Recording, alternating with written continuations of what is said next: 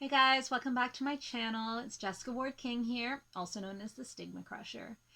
And for about the last, I would say, 25 years or so, I have struggled with chronic migraines. Like chronic migraines. There have been times before I got the current regime of treatment that I am on, and I'll describe that in a minute, but there were times when I had a migraine literally every day for like just every day. And there was no amount of medication that would help it for months and months and even years at a time. So, first of all, why am I talking about this on a mental health channel? It's because there is a link between mental health, mental illness, and migraine. Now, obviously, there's a link between mental health and migraine. Having migraines, having chronic migraines, can cause a decrease in mental health. It can cause poor coping. It can cause you to have the psychosocial stressors to be overwhelming, for you not to be able to do the things you need to do, like take care of the house, take care of the bills, go to work, take care of kids, whatever it is. All of that can happen, and so therefore migraines can affect your mental health. But there's also a link between migraine and mental illness. And particularly my mental illness, bipolar disorder. We know that about 10% of the population will have migraines. In the population of people who have bipolar disorder, 30% of us will have migraines. So there's a link. What's the link? We don't know yet.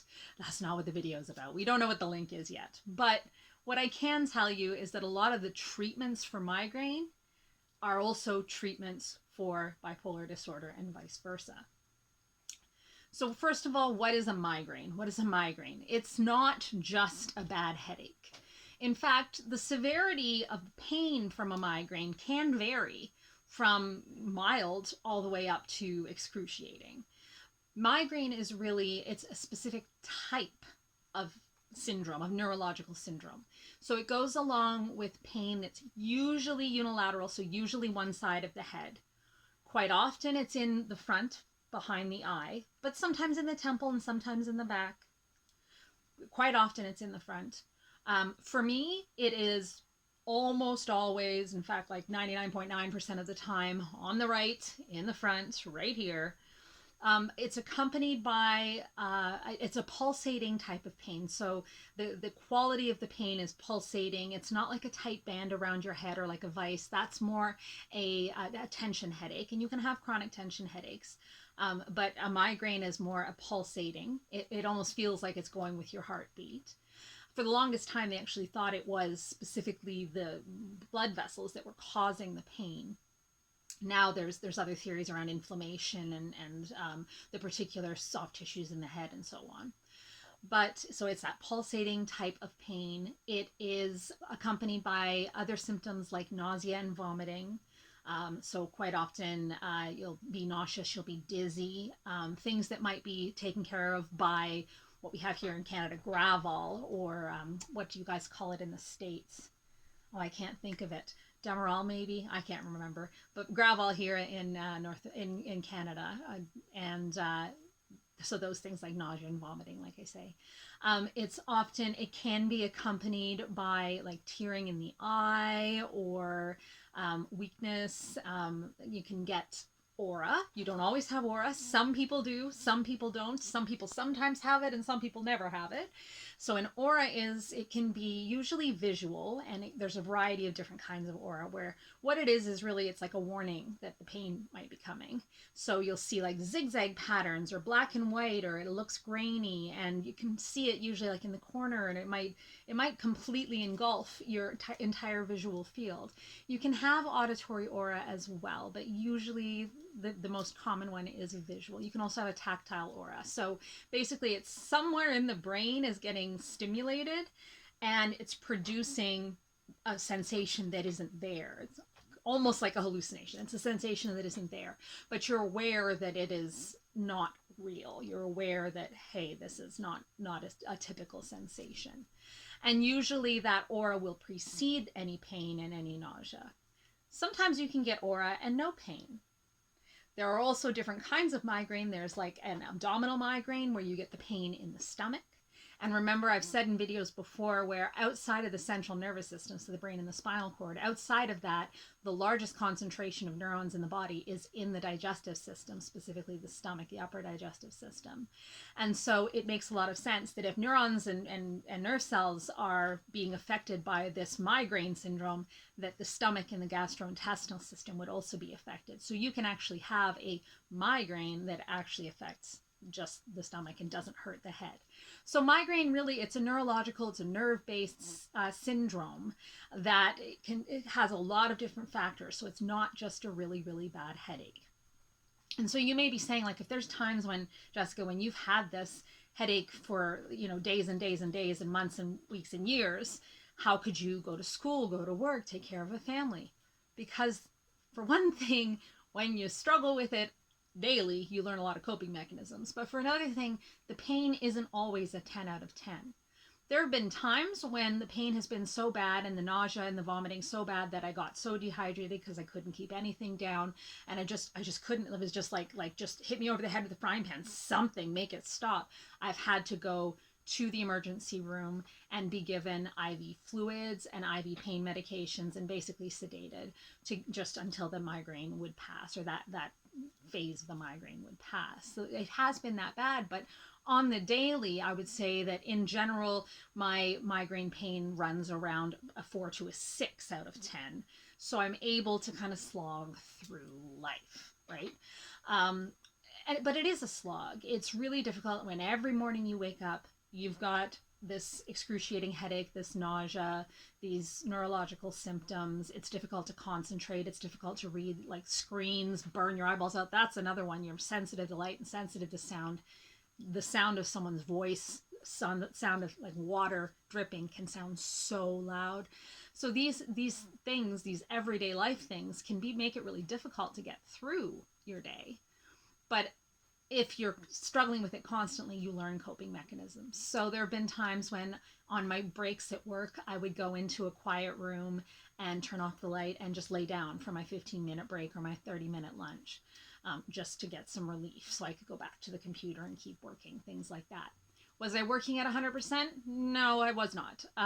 But nonetheless, I could slog through. And that's kind of how it is, slogging through life. Now, I'm currently on a variety of treatments that have helped me get to a state where I don't generally live with migraine 100% of the time. So I use Botox, which is botulism toxin. Yes, botulism. It's a neurotoxin that actually paralyzes muscles. So they put it in. It's the one that they use to stop you from having wrinkles around your face and like your forehead and your crow's feet and whatnot. What they do is they'll inject it when they do it for cosmetic purposes. They inject it just under the skin, and it paralyzes the muscles so that you can't like do this. And that's why they all say you get like that mask where actors and actresses that have had it can't like frown because they've had Botox and they can't do this anymore. So that's when they use it for cosmetic purposes. When they use it for migraine, they do it all over the head and the back of the neck. And so it's those small muscles that are just around the nerves and just all around your blood vessels and whatnot in your skull that those things get paralyzed. And they're not entirely sure why this helps or why this works, but it does.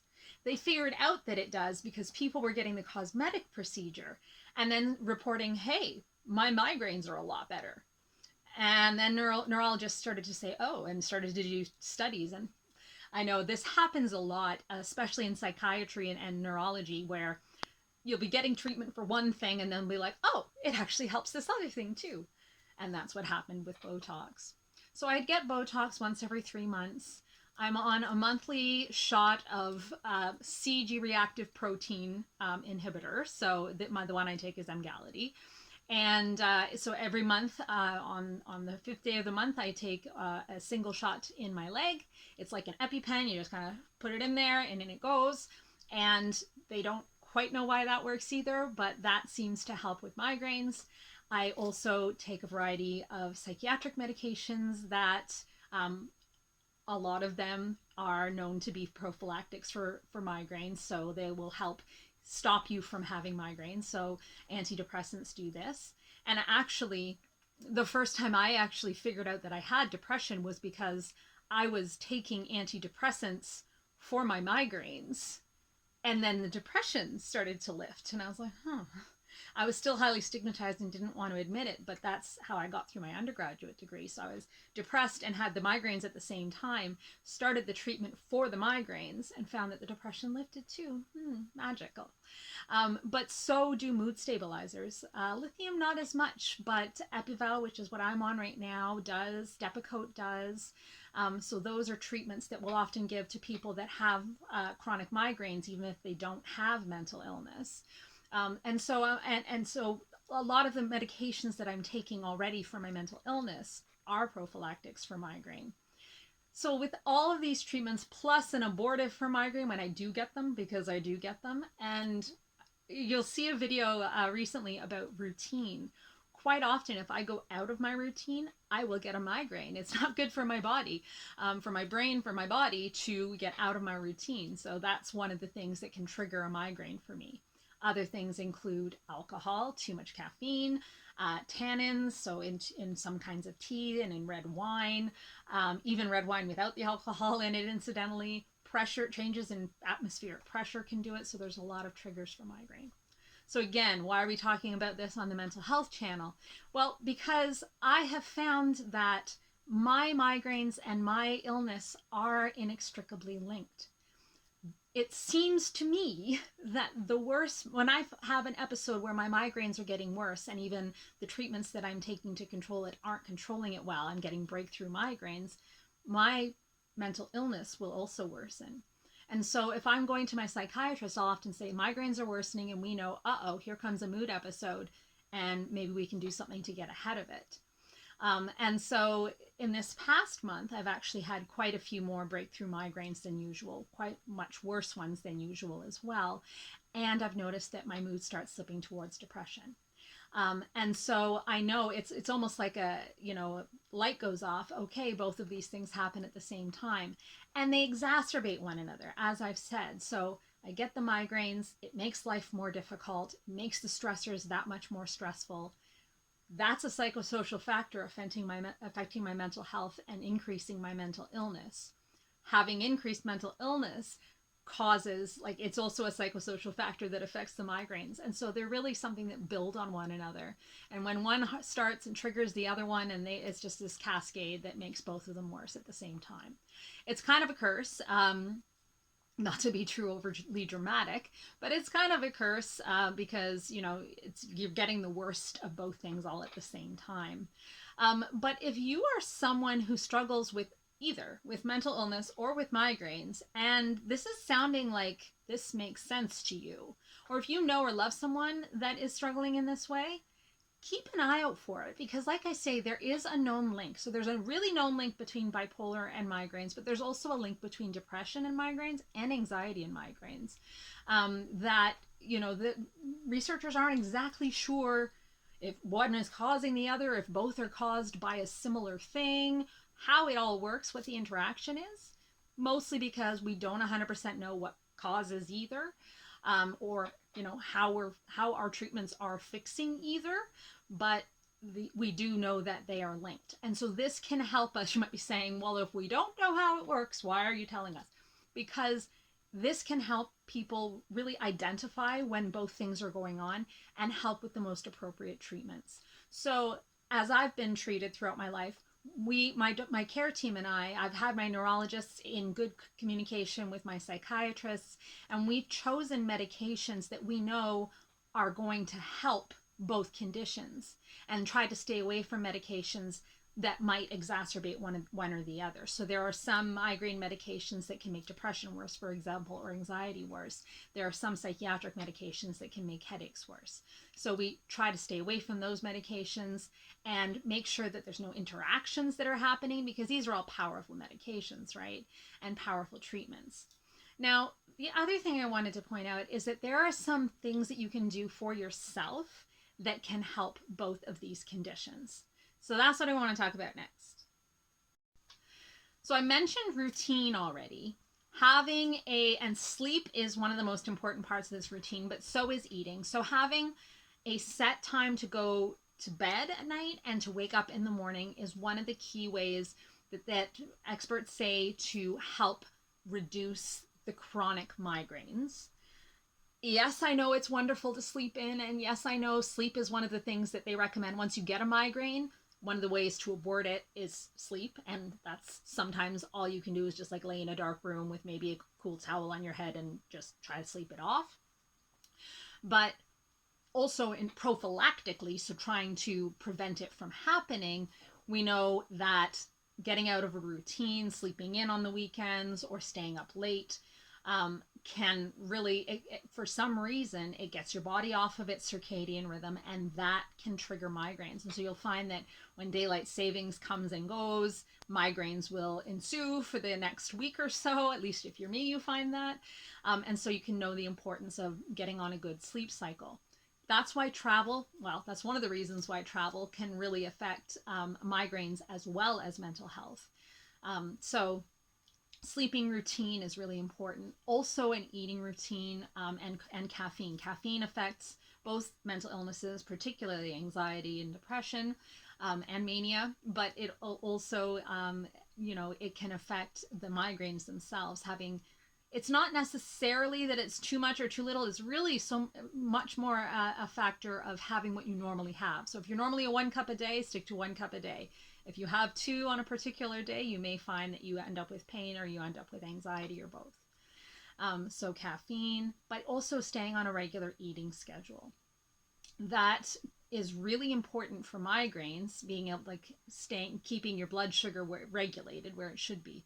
But it's also important for mental health and that routine thing that I talked about in an earlier video. Another thing, though, is relaxation and things like meditation, things like, it could be for you prayer, it could be other forms of relaxation, such as, listening to relaxation, audiobooks or YouTube videos that do kind of relaxation that guide you through meditation.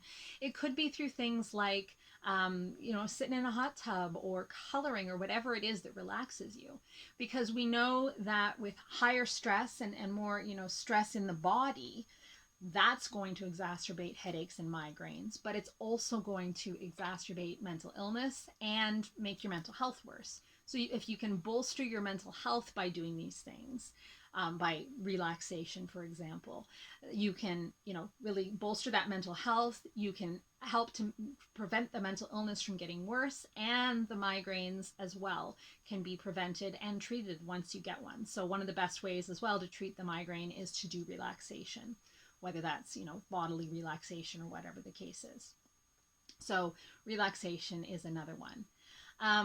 Having a good laugh, like a good session with the girls, with the boys, with whomever it is, having a good social connection, a positive social interaction, lots of laughter is really helpful for both, well, for all three: mental health, mental illness, and for migraines. And so sometimes, like when you're actually in the throes of a migraine, having a good old roaring laugh might be the last thing you want to do. But in terms of being able to bolster your mental health again and try to keep mental illness and migraines at bay, having good tight social connections, positive social interactions is really important for all three. And so that's something that I'd highly recommend doing. And if you find that you aren't in a place in your life where social interactions are possible, whether it's because your mental illness is making it difficult for you to get out of the house or to make friends, you feel like you're isolated. During COVID, this was the case for a lot of people. Then you can't really replace good social interactions, but you can definitely do things like laughter through videos, through funny movies, through things like that. Anything that'll get you laughing, that will get you feeling positive. You know me, I'm not the Pollyanna type that's like, oh, just smile and the world will smile with you. But having those positive interactions or those positive feelings can really help both migraines and mental health and mental illness. Finally, there are vitamins, supplements, herbal remedies, things that you can take that help with mental health, that help with migraines.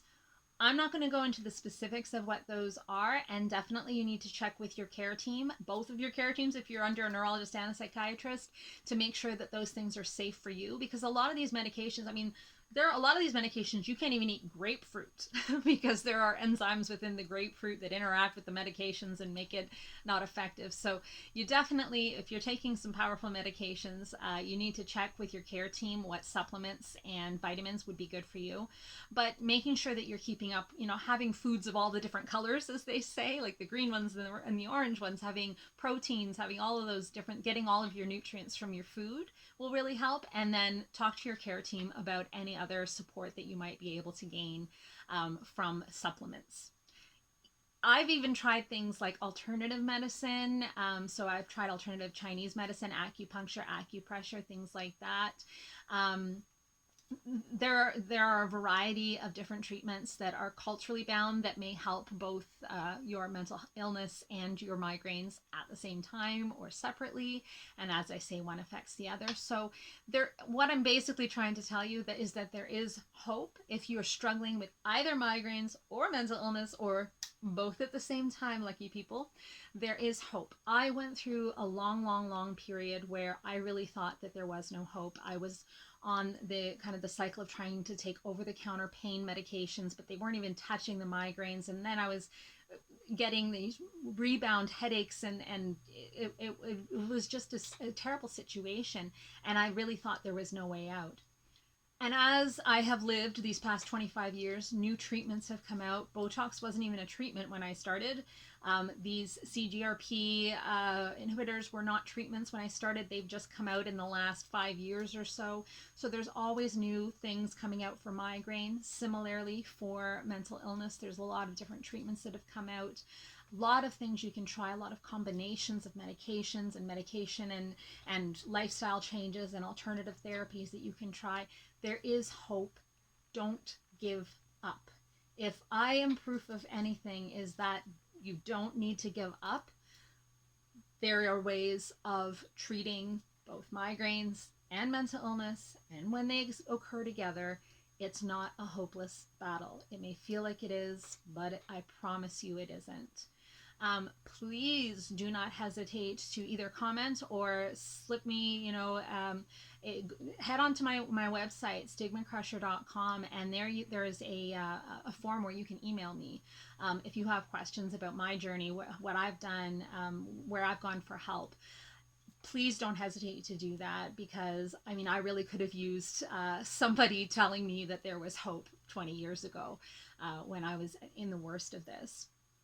So if you know anyone that is related, that has those related illnesses of migraine and mental illness, have you found anything that has helped you that you want other people to know about? Have, things that I've talked about in this video, if you tried them, did they work? Did they not? Do comment down below. Remember, before you leave, to subscribe. We talk about all things related to mental health here: stigma, different mental illnesses, mental health, political issues in mental illness. So please subscribe and like if you like this type of video, and I will see you in my next one. Take care, everyone. Bye. Stigma Crusher.